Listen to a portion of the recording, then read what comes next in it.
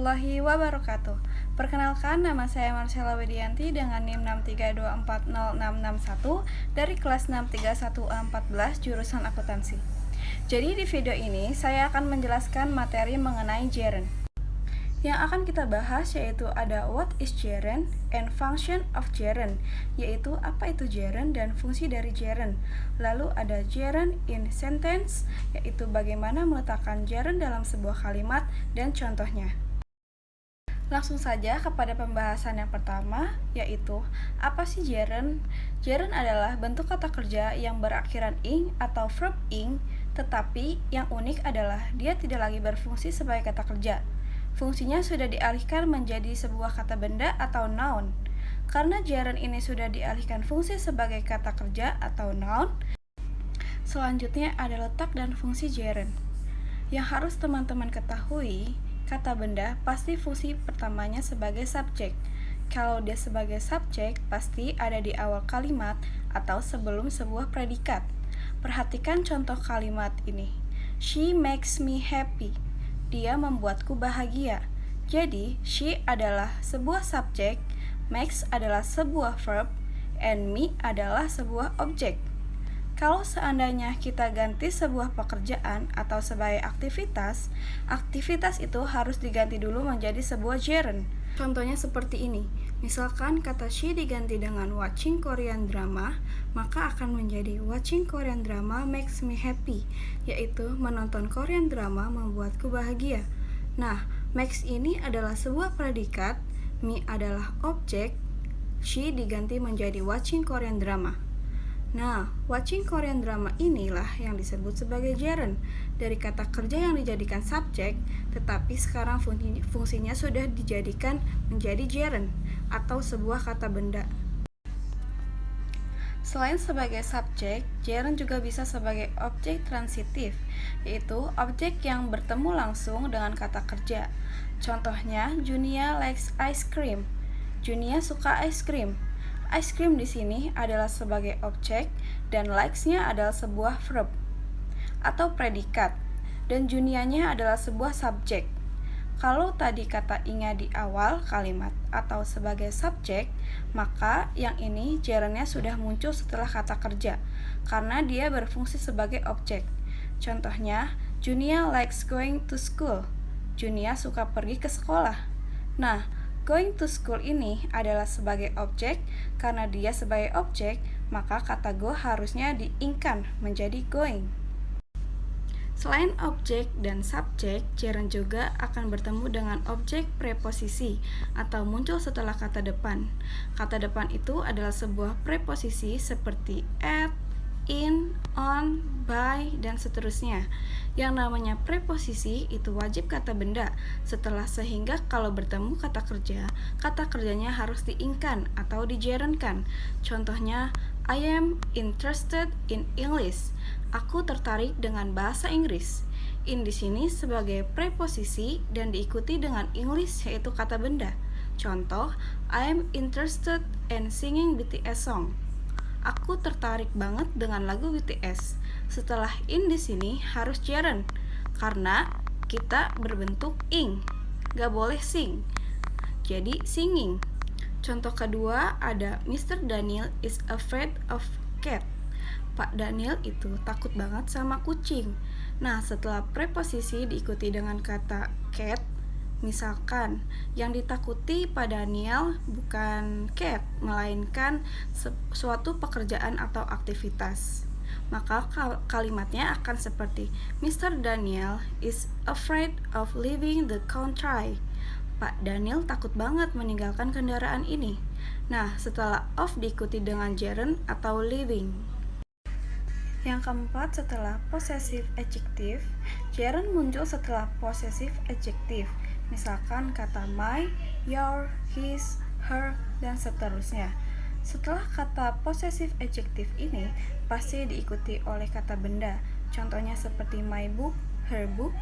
Contoh kalimatnya, her book is wonderful. Bukunya itu keren banget.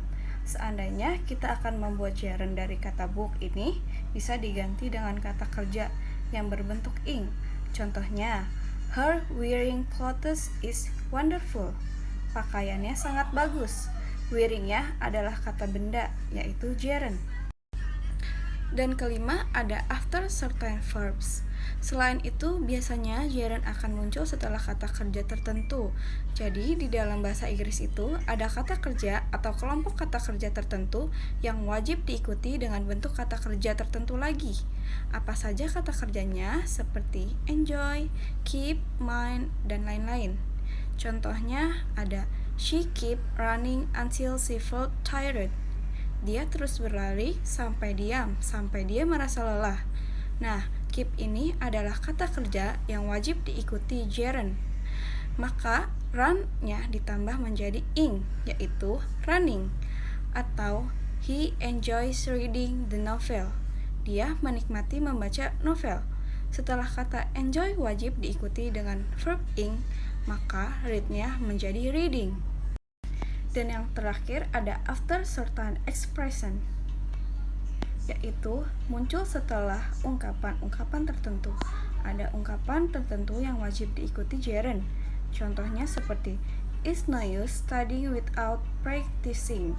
Nah, kalimat ini ada ungkapan it's no use, maka wajib diikuti gerund yaitu studying.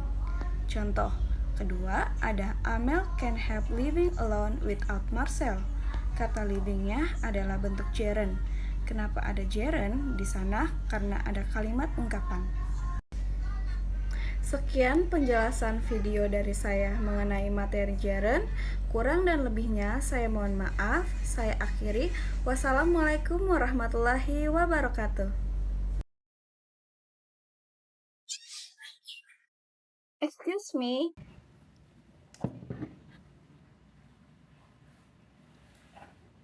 Hello, this is Tiko from JNT Express Customer Service. How can I help you?